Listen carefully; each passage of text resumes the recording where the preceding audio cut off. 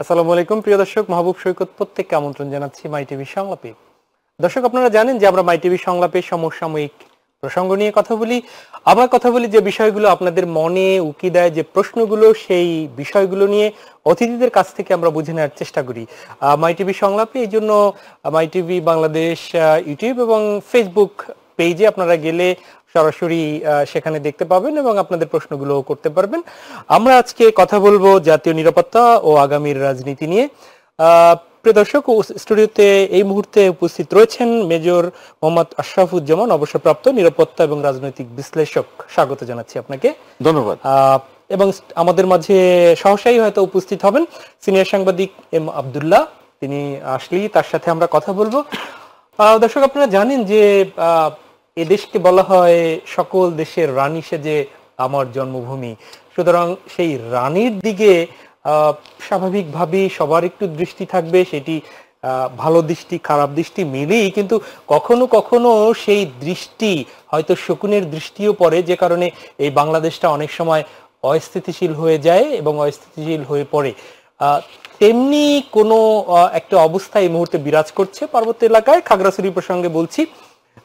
সেই খাগড়াছড়ির একটি ঘটনাকে কেন্দ্র করে, যদিও সেটি নিন্দনীয় ঘটনা ছিল, ধর্ষণের ঘটনা, সেই ধর্ষণের ঘটনা অবশ্যই নিন্দনীয় এবং সেটি যদি ঘটে থাকে তাহলে যারা ঘটিয়েছে সেই শাস্তি আমরা এখনো দাবি করি। যদিও তদন্ত কমিটি এবং বিভিন্ন প্রেক্ষাপট সর্বশেষ সামনে এসেছে ভিন্ন কিছু, সেটি নিয়েই শুরু করছি। প্রথমেই যাচ্ছি হচ্ছে মেজর আশরাফুজ্জামান। যেমন ভাই, আপনাকে দিয়েই আসি। প্রথমেই বিষয় হচ্ছে যে একদম সাম্প্রতিক সময় নিয়েই কথা বলি।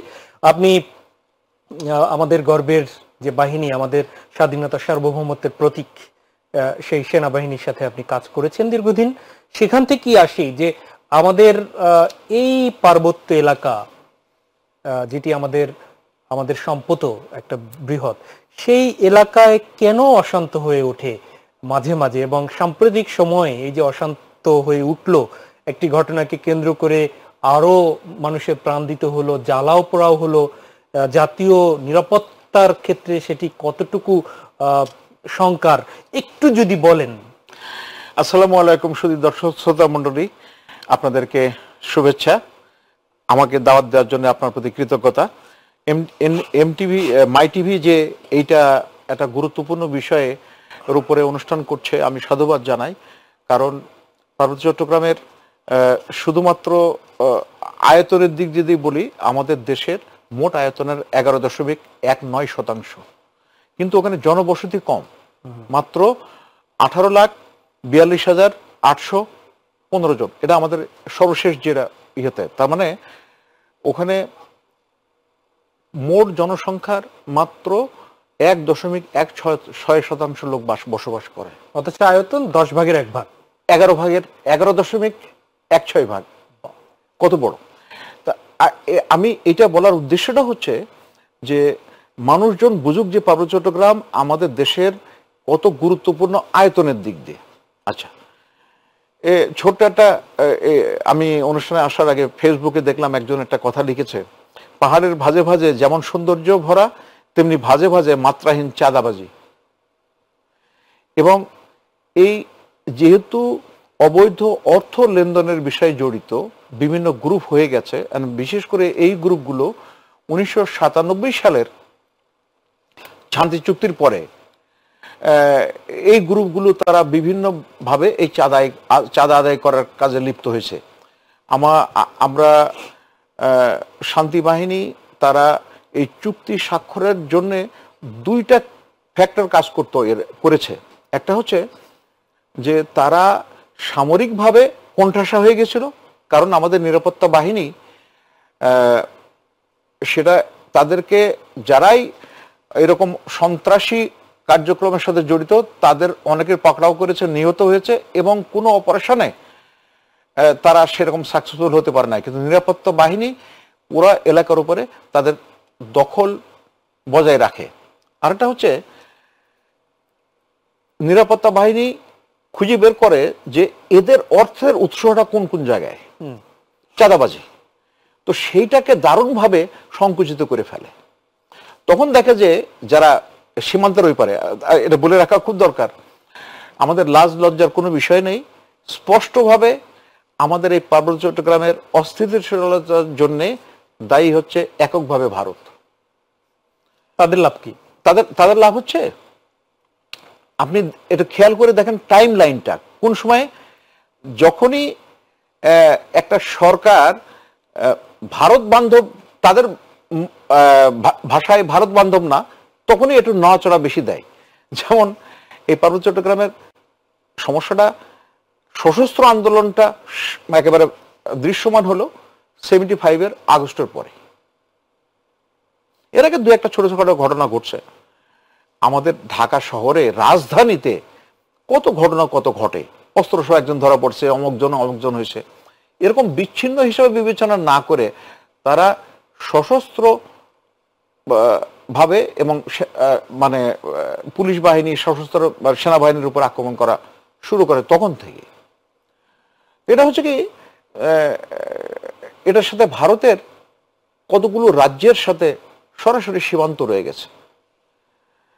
তো তারও আগে একটা গুরুত্বপূর্ণ বিষয় হচ্ছে যে আমাদের 71-এর মুক্তিযুদ্ধ চলাকালীন, আমি যদি একটু প্রশ্ন করি, হচ্ছে যে এটি কি কেবল আপনার মতো দায়িত্বশীল জায়গা থেকে এটি কি কেবলমাত্র অভিযোগের জন্য অভিযোগ, নাকি এটি আসলে প্রমাণ আপনাদের হাতে কখনো ধরা পড়েছে যে আমরা একদম চাক্ষুষ যে হ্যাঁ পাচ্ছি? এটা কিভাবে প্রুফ করবেন যে তারা এর সাথে জড়িত? একটা মানুষ যদি,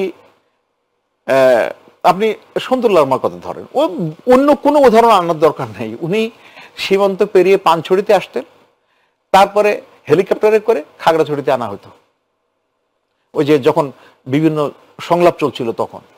আর কোনো প্রমাণ দরকার আছে? আচ্ছা, সম্প্রতি স্বরাষ্ট্র উপদেষ্টা বলেছেন যে ওখানের যে অস্ত্রশস্ত্র পাওয়া যাচ্ছে সেটিও ভারতীয় মানে তৈরি, এরকম। আচ্ছা, এটি কি বৈধ পন্থায় নাকি অবৈধ পন্থায়? এটা অবশ্যই অবৈধ পন্থায়। আমি বলি আপনাকে, ইনসার্জেন্ট গ্রুপগুলো বিভিন্ন আছে। মানে ভারতের তো বর্তমানে নাগাল্যান্ড এবং মণিপুরটা একটা হট স্পট।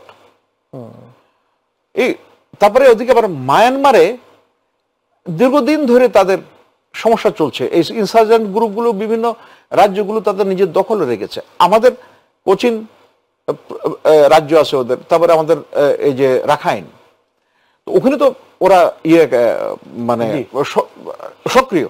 তো এরা এই ইনসার্জেন্ট গ্রুপগুলো নিজেদের মধ্যেও আবার এই অস্ত্র একজন আরেকজনের সরবরাহ করে, তথ্য সরবরাহ করে, এবং অনেক সময় অস্ত্র বিক্রি করে, তাদের অস্ত্রের প্রয়োজন হলে অস্ত্র বিক্রি করে দিল। এদিকে দরকার, এখন শান্তি বাহিনী অস্ত্র কিনছে এই যে চাঁদাবাজির থেকে। আমরা কথা শুনছিলেন জাতীয় নিরাপত্তা নিয়ে কথা বলছি। স্বাভাবিক অবস্থায় স্বভাবত কারণেই পার্বত্য যে এলাকা সেটি নিয়ে আলোচনা হচ্ছিল। খাগড়াছড়ির সাম্প্রতিক ঘটনা নিয়ে আমরা কথা বলছিলাম, এবং এই যে ঘটনার পেছনে আপনি কোনো, যদিও স্বরাষ্ট্র উপদেষ্টা বলেছেন উনি দেখেছেন যে বিভিন্ন কারণ বলেছেন, আপনার কাছ থেকে একটু শুনতে চাই যে আপনার পর্যবেক্ষণ কি? আপনি দীর্ঘদিন এইসব বিষয় নিয়ে কাজও করেছেন। পর্যবেক্ষণ তো এটা অনেকটা পরিষ্কার যে আমাদের এই পার্বত্য চট্টগ্রামটা নিয়ে আজকে কিন্তু নতুন কোনো ষড়যন্ত্র না। এটা দীর্ঘমেয়াদে আমাদের সেই স্বাধীনতা পূর্ব, স্বাধীনতা পরবর্তী কাল থেকে আমরা পুরো পার্বত্য চট্টগ্রামটা নিয়ে আমাদের প্রতিবেশী দেশের একটা ডিজাইন তারা বরাবরই সেটা বাস্তবায়নের জন্য চেষ্টা করছে। এবং সবচেয়ে দুর্ভাগ্যের জায়গা হলো যে যাদেরকে আমরা আমাদের বাজেটে, আমাদের অর্থে, আমাদের রাষ্ট্রের সবকিছু দিয়ে সমান্তরাল সুযোগ সুবিধা দিয়ে, সমান্তরাল না বরং কিছু বাড়তি বিশেষ সুবিধা দিয়ে যাদেরকে আমরা পুষতে হচ্ছে রাষ্ট্রের, কিন্তু তারাই এই রাষ্ট্রকে ওন করছে না। এই জায়গাটাতে আমরা বারবার আমাদের একটা বেদনার জায়গা। আমরা যেখানে ধরেন তারা আদিবাসী দাবি করছে, এটা নিয়ে তো আমাদের বরাবরই আমাদের পক্ষ থেকে স্পষ্ট বক্তব্য আছে যে দেশে আদিবাসী বলে কিছু নাই, আমরা সবাইকে আমরা বাংলাদেশি বলে, যেটা শহীদ রাষ্ট্রপতি জিয়াউর রহমান যে জায়গা থেকে যে রাজনীতিটা এস্টাবলিশ করে গেছেন যে আমরা কেউ বাঙালি যখন বলি তখনই এই ধরনের নানান ধরনের ভেদাভেদ, নানান বিষয়াদি এসে যায়। তা এটাকে আমাদেরকে একটা ঐক্যবদ্ধ জাতি হিসেবে বাংলাদেশি জাতীয়তাবাদের জায়গাটা তখন থেকে সামনে আনা হয়েছে, এবং সেই হিসাবে আমরা সবাই বাংলাদেশি এই পরিচয়টাই তারা ধারণ করতে তাদের মধ্যে একটা শ্রেণীর মধ্যে মানে সেখানকার যারা এই প্রতিবেশী দেশের ষড়যন্ত্রের ফাঁদে পা দিয়ে তারা এই কাজগুলো করছে। আপনি এই ঘটনাটা সর্বশেষ যে ঘটনাটা লঙ্কা কাণ্ড ঘটানো হয়েছে গত কয়েকদিনে, আপনি লক্ষ্য করে থাকবেন যে আজকে শেষ পর্যন্ত মানে প্রমাণিত হয়েছে যে সেখানে ধর্ষণেরই কোনো ঘটনা ঘটে নাই, এবং সেটা সরকারিভাবে সেই বিষয়টা উঠে এসছে। তো আপনি দেখেন সেখানকার আইন অনুযায়ী তাদের যে উপজাতিদের নিজস্ব যে আইন আছে সেখানে কিন্তু ধর্ষণের জন্য বড় কোনো শাস্তির বিষয় বিধানই নাই সেখানে, যে একটা ধর্ষণের ঘটনা ঘটলে প্রথমবার একটা শুকর দিয়ে এই জাতীয় একটা বিদ্যুতে একটা পিকুলিয়ার আইনের অধীনে তাদের ওখানে চলে। তারপর সে ধরনের একটি ইস্যু যেখানে ধর্ষণের অভিযুক্ত যে ব্যক্তি, এখন যদিও প্রমাণ হচ্ছে ধর্ষণের ঘটনাই ঘটে নাই, কিন্তু অভিযুক্ত যে ব্যক্তি সেও কিন্তু উপজাতি সেখানকার, এবং তাকে গ্রেফতারও করা হয়েছে। তারপরও পুরো ঘটনাটার পেছনে শুধুমাত্র যেটা স্বরাষ্ট্র উপদেষ্টা যথার্থভাবেই বলেছেন, এটা আমি মনে করি এটাই নতুন বাংলাদেশ, যে চোখে চোখ রেখে কথা বলতে হবে। আমরা এর আগে কেউ এভাবে মানে পরিষ্কার উচ্চারণ করে কেউ বলতেও সাহস করেন নাই যে এটার পিছনে আমাদের পার্বত্য চট্টগ্রামে অস্থিরতা সৃষ্টির পেছনে আমাদের প্রতিবেশী দেশ ভারত আছে। এটাই আমি মনে করি নতুনভাবে এই সরকারের প্রধান উপদেষ্টা যেরকম সেই নিউ ইয়র্কে গিয়েও ভারত যে মানে বাংলাদেশের বিরুদ্ধে যে ধরনের ষড়যন্ত্র করে যাচ্ছে সেগুলো পরিষ্কার করে বিশ্বের কাছে তুলে ধরেছেন। একইভাবে স্বরাষ্ট্র উপদেষ্টাও আজকে পরিষ্কার করে এই কথা বলার মধ্য দিয়ে আমার মনে হয় যে আমাদের এটাই নতুন বাংলাদেশের জায়গা, যে আমরা আর কাউকে তাদের চোখ রাঙানি, তাদের ভয়, আমাদের মধ্যে যে জুজুর ভয় যে ভারত ছাড়া চলতে পারবো না। আমরা তো 14 মাস প্রমাণ করলাম যে ভারত তথাকথিত যে একটা বাংলাদেশের পারসেপশন তৈরি হয়েছে যে ভারত ছাড়া বাংলাদেশ অচল, কিন্তু সেটা কি প্রমাণ হলো? গত 14 মাসে প্রমাণ হয়েছে যে ভারতের কোঅপারেশন ছাড়াও বাংলাদেশ ভালোভাবে চলতে পারে, এবং ভালোভাবেই চলছে। আপনি দ্রব্যমূল্যের সবচেয়ে বড় যে কথাটি বলা হতো যে বাংলাদেশের নিত্য প্রয়োজনীয় দ্রব্যের বাজার ঠিক রাখতে হলে ভারত লাগবে, কিন্তু তারা তো সেটা একদম প্রথম দিন থেকে বাংলাদেশে কিন্তু নানান ধরনের এই জাতীয় কাণ্ড করার চেষ্টা করেছে, কিন্তু শেষ পর্যন্ত সেটার বিকল্পগুলো আমরা অ্যাপ্লাই করার কারণে তাদের কাছে সেই বাজার নিয়ে যে আমাদের যেসব নিত্য পণ্যের বাজার আমদানি নিয়ে তাদের উপর নির্ভরতা কমিয়ে আসার পরে সেটা কিন্তু ভুল প্রমাণিত। আমি একটু থামি, সেটি হচ্ছে যে এই যে অস্থিতিশীলতার জন্য আপনি স্বরাষ্ট্র উপদেষ্টাও বলেছেন, সরকারের জায়গা থেকেই বলা হয়েছে, সেখানে আমরা দেখছি যে ভারত তাদের প্রদেশগুলো, পার্বত্য প্রদেশ সহ অন্যান্য প্রদেশগুলো নিজেরা স্থিতিশীল রাখতে পারছে না, তাদের ওখানে দাঙ্গা হাঙ্গামা হচ্ছে, তো নিজেদেরটাই তো স্থিতিশীল রাখতে পারছে না, তাহলে আমার ভূখণ্ড, আমার বাংলাদেশের ভূখণ্ডের দিকে তাকাচ্ছে কেন? আমাকেও অস্থিতিশীল করতে চাচ্ছে কেন? কি লাভ তার? না, এই লাভ আছে। তারা তো সামগ্রিকভাবে শুধু পার্বত্য অঞ্চলকে অস্থিতিশীল করে সেখানে বিচ্ছিন্নতাবাদের বীজ রোপণ করে সেটাকে ছড়িয়ে দিয়ে তারা চায় যে বাংলাদেশ অস্থিতিশীল থাকলে তাদের কাছে নতজানু থাকবে, এটাই হচ্ছে তাদের টার্গেট। তাদের নিজস্ব সমস্যাগুলো তো আছে, যে কথাটি আপনি ডক্টর ইউনূস কিন্তু বলেছেন যে যদি ভারতের সাথে যদি আমাদেরকে ভারসাম্যের জায়গায় যেতে হয় তাহলে 7 সিস্টার দিকেও আমাদেরকে নজর দিতে হবে। এই কথাটার মধ্য দিয়েই কিন্তু তিনি পরিষ্কারভাবে বার্তা দিয়েছেন, তোমরা যদি আমাদের পার্বত্য অঞ্চল বা আমাদের অভ্যন্তরীণ বিষয়ে অস্থিতিশীলতা সৃষ্টি করতে চাও, সেখানে অস্ত্র দিয়ে, অর্থ দিয়ে, যেভাবে তাদের উস্কানি দিয়ে যে কাণ্ডগুলো ঘটানো হলো গত কয়েকদিন, এটা দিয়ে এটার সাথে এখন নতুন করে যুক্ত হয়েছে যারা পতিত শক্তি, যারা ভারতে পালিয়েছে, তারা ভেবেছে যে সেখানে যদি একটা লঙ্কা কাণ্ড বড় কিছু ঘটাতে পারে তাহলে ডক্টর ইউনূস সরকারকে কাঠগড়ায় দাঁড় করানোর জন্য তাদের জন্য আরো সুবিধা হয়। তো এই জায়গাগুলো বিপুল লুটের অর্থ এর পিছনে বিনিয়োগ হচ্ছে, এটা পরিষ্কারভাবে বোঝা যাচ্ছে। ধন্যবাদ। ঠিক এই সূত্র ধরে একটু জিজ্ঞেস করতে চাই, তা হচ্ছে যে এটি যারা এই অস্থিতিশীলতা তৈরি করতে চায়, আপনি যেমনটা বললেন যে এটি পাহাড়ি সবাই জড়িত না, ভাগ আছে তাদের যারা চাঁদাবাজির সাথে জড়িত, তারা কি বুঝছে না তারা যদি বাংলাদেশের নাগরিক হয় জেনে শুনে নিজ দেশের বিপক্ষে অবস্থান নিয়ে আরেকটি দেশের এজেন্ডা তারা বাস্তবায়ন কেন করছে? এখানে কি আপনারা কি পেয়েছেন? এর পেছনে কি শুধু ভারতীয় আধিপত্যবাদ কায়েমেই স্বার্থ, নাকি আন্তর্জাতিক অন্য আরো কোনো এজেন্ডা আছে, বা দেশি কারা কারা রিলেটেড থাকে? রাইট, আমি এখানে কয়েকটা ক্যাটাগরি আছে। একটা হচ্ছে ভারত আমাদের পার্বত্য চট্টগ্রামের পরিস্থিতিটা অস্থিতিশীল করতে চায়, কিন্তু আবার ওই মাত্রায় করতে চায় না যাতে করে তার ওই যে নাগাল্যান্ড, মিজোরাম, ত্রিপুরা এগুলো অস্থিতিশীল হয়ে যায়। কারণ এই যে ইনসার্জেন্ট গ্রুপগুলো একজন আরেকজনের সাথে যোগাযোগ করে এবং একজন আরেকজনের বিভিন্নভাবে সাহায্য করে, অস্ত্র দিয়ে, অর্থ দিয়ে। কাজে ওরা চায় যে মানে একটু মানে আপনি মায়ের খাবেন কিন্তু মরবেন না, মোটামুটি এরকম একটা ফর্মুলা তারা ফলো করে। এটা গেল। আচ্ছা, আপনার উত্তরে আমি আরেকটা অংশ যোগ করছি, খুব গুরুত্বপূর্ণ। আমি গতকাল আজকে ফেসবুকে দেখলাম যে আমাদের বাংলা ভাষী একজন লোক, উনি বিদেশে থাকেন। আমাকে একটু দ্রুত উত্তর দিতে উত্তর দেব।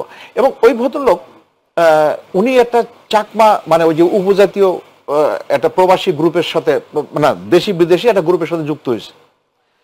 তো পরে যখন উনি এবং এদের মাধ্যমেই তো তাদের বিভিন্ন প্রচারণা চালায়, তো ওনাকে উনি জিজ্ঞাসা করছেন যে তোমরা এটা করছো কেন করছো? তারা উত্তর দিয়েছে যে সমতলের মানুষদের অধিকাংশ ধর্ম মুসলমান, সেই জন্য এই যারা মানে নৃগোষ্ঠীর পাহাড়ে তারা আমাদের সাথে স্বাচ্ছন্দ্য বোধ করে না। আর হচ্ছে বাংলাদেশ রাষ্ট্র হচ্ছে দুর্বল, ভারত অনেক সবল, সুতরাং ভারতের সাথে থাকলে তাদের জন্য লাভ। তো এইরকম অনেক কথাবার্তা আছে এবং আমার মনে হয় এর একটা যুক্তিও আছে।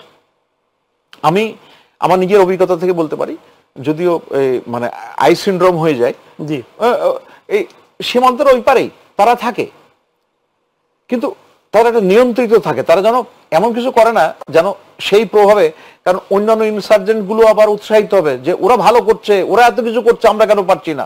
এটা কিন্তু হয়, ডমিনো ইফেক্ট হয়। তো সেই কারণে ওই একটা মাত্রা রাখে। আর একটা ছোট্ট আমি প্রশ্ন যোগ করতে চাই, আমাদের লিবারেশন ওয়ারের সময় এক ভদ্রলোক, উনি ভারতীয় মেজর জেনারেল উবান সিং, ওনার নাম হচ্ছে, ওনার বইটার নাম হচ্ছে স্পেশাল ফ্রন্টিয়ার ফোর্সের উনি প্রধান ছিলেন, সুদান সিং উবান। এই উবান কিন্তু রকি বাহিনীরও পরে ট্রেনিং দিয়েছে, আবার মুজিব বাহিনীকেও ট্রেনিং দিয়েছে। উনি পার্বত্য চট্টগ্রামে তার ওই যে তিব্বতের মেনলি তিব্বতের লোকজনদের দিয়ে ওই যে সমস্ত ওই নাগা মিজো ছিল বিদ্রোহী গোষ্ঠী, কারণ সেই সময় তো বর্ডার আরো বেশি ছিল, ওই জায়গায় থাকতো, তাদেরকে এটা উৎখাত করছে।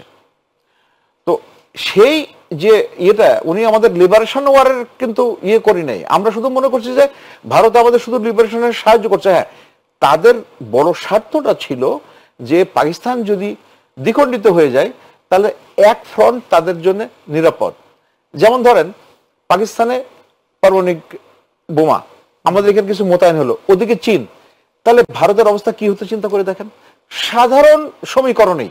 সুতরাং আমরা বলি যে ওই যে মোমেন সাহেব বলছেন স্বামী স্ত্রীর সম্পর্ক, কি লজ্জা করে একটা কথা বলেছেন উনি। তো কিন্তু ভারতের স্বার্থ ছিল এই পাকিস্তানকে দ্বিখণ্ডিত করার পেছনে তার বিরাট স্বার্থ ছিল, এবং সেই জন্য তারা এই ধরনের সহায়তা করেছে। এবং আমাদের মুক্তিযোদ্ধারা যে কি পরিমাণ ত্যাগ স্বীকার করছে তারা খুব কমই স্বীকার করে। এক মিনিটের একটু উত্তর চাই। জি জি, সেটি হচ্ছে যে সশস্ত্র বাহিনীর উপস্থিতি সরিয়ে নেয়ার জন্য দীর্ঘদিন থেকে কিছু কিছু সংগঠন সেখানের পাহাড়িদের, এটি ঢাকায়ও বিভিন্ন প্রোগ্রামে তারা দাবি তোলে, এটি আসলে সরিয়ে নিলে ক্ষতি কি, একটু যদি এক মিনিট বলেন। ক্ষতি শোনেন, শান্তি চুক্তির যতগুলো শর্ত বাংলাদেশ সরকারের করণীয় ছিল বেশিরভাগই প্রতিপালিত হয়েছে কিছু আদালতের কারণে এবং কিছুটা প্রক্রিয়াধীন আছে। ওদের একটাই শর্ত ছিল যে তোমরা অস্ত্র সংবরণ করো, তারা করে নাই। তো যাদের হাতে অস্ত্র আছে তাদেরকে নিবৃত করার জন্য সেনাবাহিনীর দরকার নেই, আছে।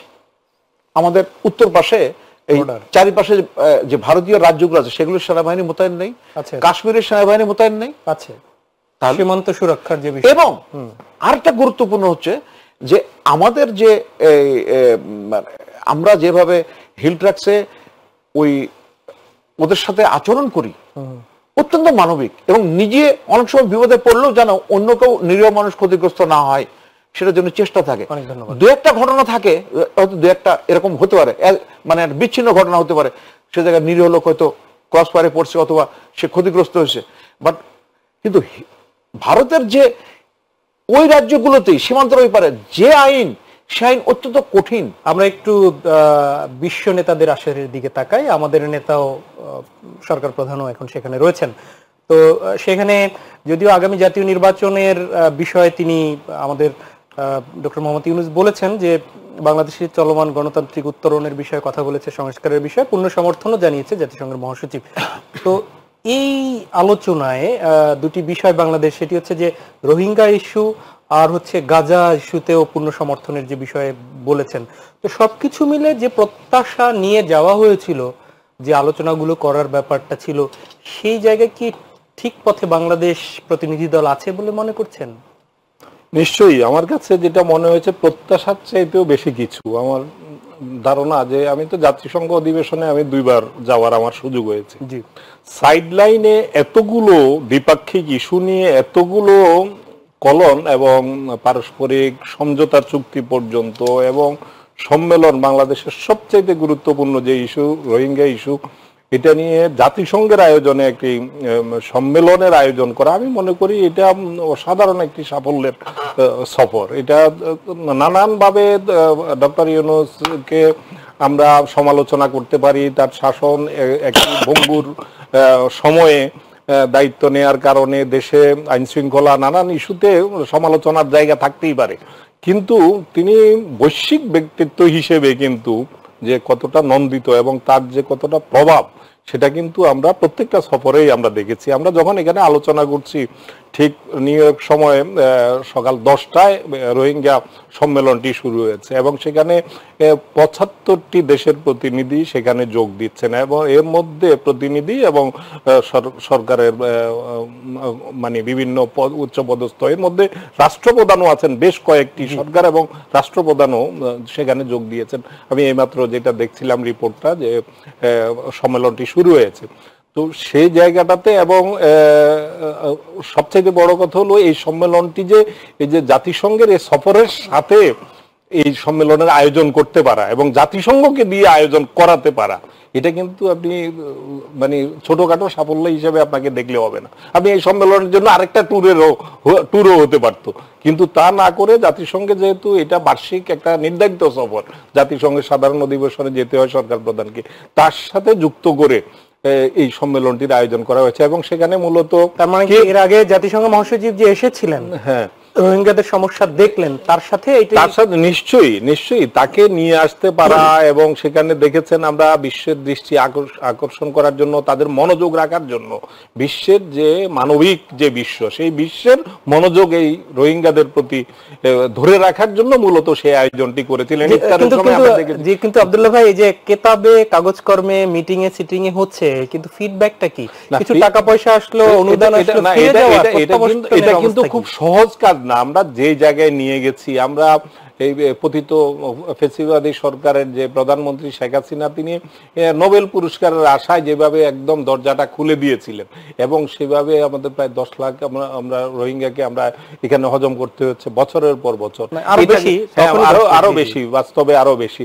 তো এটা রাতারাতি এটা সমাধান হয়ে যাবে, একবার এভাবে ঢলের মতো চলে আসছে ঢলের মতো ফিরে যাবে এমনটা বাস্তবতা কিন্তু তা না।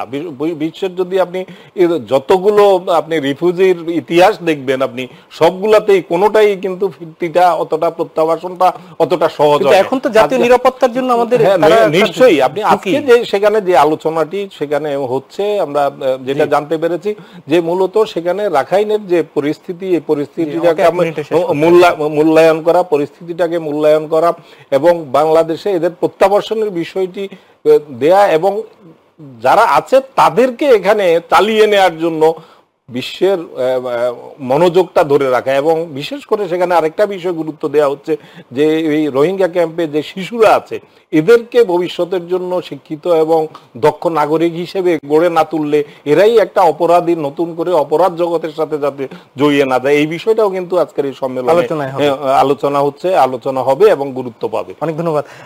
মেজর জামান, আপনার কাছে আসি, সেটি হচ্ছে রোহিঙ্গা সংকট কিংবা ঝুঁকি। আর একদিক থেকে পাহাড়ের পাশেই তো সেই পার্বত্য এলাকায় তাদের আমরা জায়গা দিলাম, সেই 20-25 লাখ মানুষ নিয়ে। সেইখান থেকে আসলে কোন দিকে বাংলাদেশ যাবে? আগামী নির্বাচনকে কেন্দ্র করে এই দুটি ঝুঁকি কি আরো কি বেড়ে যেতে পারে? করণীয় কি মনে হচ্ছে? একদমই 3-3.5 মিনিটে বলতে হবে। ওকে, রাইট।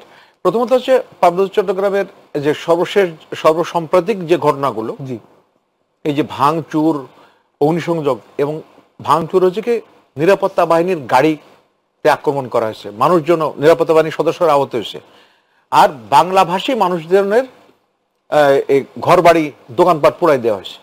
একটা ছুতো পেলে এগুলো করা হচ্ছে, শিক্ষা প্রতিষ্ঠান পর্যন্ত চালিয়ে দেওয়া হয়েছে। Right right. সো এই যে এই লক্ষণগুলো কিন্তু সামনের দিনগুলো আরো কঠিন হতে পারে যদি শক্ত হাতে দমন করা না হয়। কারণ তারা যে কারণকে দেখিয়ে মার্কেটিং করে। পাহাড়ে কি এই বিভিন্ন বাহিনীর গোয়েন্দা সংস্থা কাজ করে না? ভাই, গোয়েন্দা সংস্থা কাজ করলো, শোনেন, গোয়েন্দা সংস্থাকে আপনার হয়তো বিভিন্ন বিষয়ে বিভিন্ন তো প্রতিনিয়ত হচ্ছে। এখন সবসময় কিন্তু এটাকে বলা হয়, মানে মিলিটারি ভাষায় ডিটারমিন এনিমি, তাকে মানে সামলাতে বেশ বেগ পেতে হয়। তো এখানে ওই জায়গায় কিভাবে ধর্ষণ হলো এবং সেটার পরিপ্রেক্ষিতে এইটার প্রতিক্রিয়া হলো, এটা একটা ধারাবাহিক একটা প্যাটার্ন আছে, তারা করছে এবং ওভার দি ইয়ার সেটা করছে। সৌভাগ্যের বিষয় আমাদের বাংলাভাষী জনগোষ্ঠীর এই ধরনের ন্যাক্কারজনক ঘটনায় সম্পৃক্ততা খুব কম। তো অস্থিতিশীল করতে চাইবে, এবং মনে রাখবেন যে ভারতের চোখে চোখ রেখে কথা বলার মতো লোক সংখ্যা একবার বলেছিলেন জিয়া রহমান সাহেব, আর এই যে এখন ইউনূস সাহেব বলছেন, এবং জাতিসংঘেই উনি ভারতের বিষয়ক যে কিছু অস্বস্তি আছে সেটা উনি বলেছেন, এর আগে কোনো সরকার প্রধান বলে নাই। জি, তো এটা গেল। আর হচ্ছে কি, আমাদের মায়ানমার আমাদের সীমান্ত ওদের খুব বেশি না, যে 1 মিনিটের মধ্যে, জি জি, খুব বেশি না, কিন্তু মায়ানমার প্রতিবেশীর, আচ্ছা প্রতিবেশীর অল্প কথাই বলা যায়, আপনার বাড়িতে যদি আগুন লাগে তাহলে কি আমি যদি পার্শ্ববর্তী প্রতিবেশী হই, আমার কি আগুনের ঝুঁকিতে থাকি না? সো মায়ানমারে অস্থিতিশীল পরিস্থিতি অনেকদিন থেকে বিরাজ করছে, তবে সাম্প্রতিক কিছুটা হলেও স্থিতিশীলতা হওয়ার লক্ষণ আমি এইভাবে দেখছি যে আমেরিকান তারা ওই বার্মা অ্যাক্টর তারা অ্যাডপ্ট করেছে, এবং এখন কিছুটা হলেও এই যে তাদের উপরে যে বিভিন্ন স্যাংশন দেওয়া হয়েছিল সেটা কিছুটা রিলিফ করছে, মানে তারাও একটু পরিস্থিতিটাকে সহনীয় করার চেষ্টা করছে আর কি। ধন্যবাদ আব্দুল্লাহ ভাই। তাহলে এই যে আমরা জানি যে ফেব্রুয়ারিতে নির্বাচনের একটা কথা রয়েছে, ফেব্রুয়ারির পর তো নতুন একটা সরকার পাবো, আমরা প্রত্যাশা রাখতে পারি। সেই সরকার এসে এই সমস্যাগুলো একই ভাষায় কথা বলতে কি তারা পারবে? পার্শ্ববর্তী দেশের সাথে বা কোনো শত্রু থাকলে তাদের সাথে তাদের রাজনীতিটা, তাদের কমিটমেন্টটা কেমন হওয়া দরকার? সেরকম ফ্যাসিবাদ বিরোধী এখন যারা রাজনৈতিক শক্তি আছে তাদের মধ্যে সেই মনোবল দেখছেন কিনা? একদমই 1 মিনিটের মধ্যে বলতে হবে। এটা করতে পারবে কিনা এটা আপেক্ষিক ব্যাপার, এটা নির্ভর করবে সেই সরকার, যে সরকার সম্ভাব্য, যে সরকার আমরা আশা করছি সেই সরকার কতটা নিজেদেরকে এই জুলাই বিপ্লবকে কতটা ধারণ করবে। এটা একটা, জুলাই বিপ্লবের মূল স্পিরিটটা কিন্তু ভারতের সম্প্রসারণ বা আগ্রাসনের বিরুদ্ধে কিন্তু জুলাই বিপ্লবের মূল স্পিরিট। এখানে ভারতের যে এখানে ক্ষমতায় ছিল সে যে ভারতের চাকর বাকরের মতো সে এখানে গত 15 বছর দেশটাকে শাসন করেছে, ভারতের কে যা খুশি তাই তার ভারতের চাওয়ার চাইতেও বেশি দিয়ে দিয়েছে। এই বিরুদ্ধে এই পুঞ্জীভূত ক্ষোভের কিন্তু বিস্ফোরণ কিন্তু অন্যতম। অন্যান্য তো আছে লুটপাট, আগামীতে ক্ষমতায় যেতে অনেকে ভারতের আস্থাভাজন হতে চায়, জুলাই স্পিরিটকে যদি ধারণ করতে পারে, জনগণের যদি এই অনেক সময় অভিযোগ ওঠে যে ক্ষমতায় যাওয়ার জন্য ভারতেরও অনেকে আস্থাভাজন হতে চায়, এটা ভুলে যেতে হবে। ক্ষমতায় যেতে হলে ভারতের ব্লেসিংস লাগবে, এই থিওরি থেকে বেরিয়ে আসতে হবে। যদি এর থেকে বেরিয়ে আসতে না পারে তাহলে তাদেরও পতন অবশ্যম্ভাবী হবে। আমি যেটা পরিষ্কার বলতে চাই, তারা বেশি দিন ক্ষমতায় আসতে পারবে কিন্তু বেশি দিন টিকে থাকা তাদের জন্য, এই যে নতুন প্রজন্ম, তরুণ প্রজন্ম, তাদের যে ভারতের আগ্রাসনের বিরুদ্ধে তাদের যে সেন্টিমেন্ট, তাদের যে একবার জীবন বাজি রাখার, একেবারে অকাতরে জীবন দেওয়ার যে তাদের মধ্যে যে মানসিকতা তৈরি হয়েছে, সুতরাং কেউ আর নতুন করে ভারতকে সার্ভ করে এখানে টিকে থাকতে পারবে না। একদমই 20 সেকেন্ড সময় দিচ্ছি এই প্রসঙ্গে কথা বলার। আগামী আমি সম্পূর্ণভাবে একমত, জি কঠিন হবে, কিন্তু আমার কাছে যে আলামত আমি দেখতে পাচ্ছি তাতে আগামীতে যারা ক্ষমতায় যেতে যার জন্য প্রত্যাশী বা সম্ভাবনা আছে তারা কিন্তু মোটামুটি বিভিন্নভাবে নতজানু মনোভাবী প্রদর্শন করছেন। আপনি শঙ্কা প্রকাশ করছেন, আপনি শঙ্কায় নাকি আশাবাদী? শঙ্কা, আশা নিরাশার ধোলাচল আছে আমার, অনেক অনেক অনেক আশাও আছে, আবার নিরাশার হতাশার জায়গাও আছে। অনেক ধন্যবাদ আব্দুল্লাহ এবং অসংখ্য ধন্যবাদ মেজর জামান আপনাদের দুজনকে। প্রিয় দর্শক, সবকিছুর পরেও আমরা আশাবাদী থাকতে চাই, কারণ সবার উপর দেশ, আর সেই দেশটাকে আগামীতে একটি কল্যাণমূলক দেশ হিসেবে গড়তে আসুন যে যার জায়গা থেকে একটু হলেও ইতিবাচক ভূমিকা পালন করি। আল্লাহ হাফেজ।